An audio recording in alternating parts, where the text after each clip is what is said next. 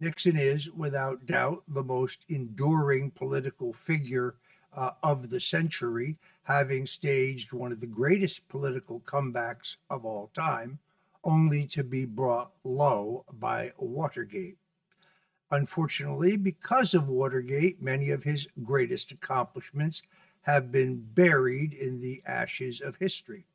The Strategic Arms Limitation Agreement with the Russians, opening the door to China at a time that China was a dirt poor, backwards, technology free agrarian society.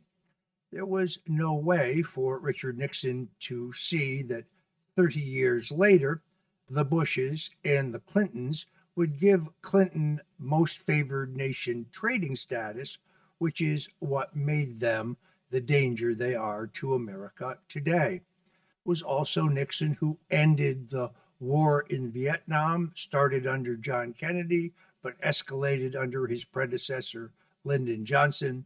Nixon, who ended the military draft, Nixon, who gave us the 18-year-old vote, Nixon, who launched the war on cancer, Nixon, who desegregated the public schools without bloodshed or incident.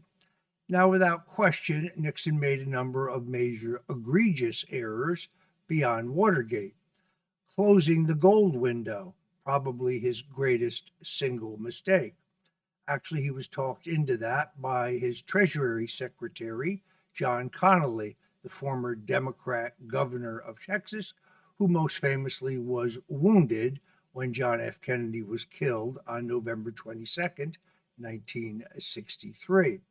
Then there is the war on drugs, but it's important to recognize that the war on drugs under Richard Nixon was entirely focused on drug traffickers, drug dealers, and drug kingpins.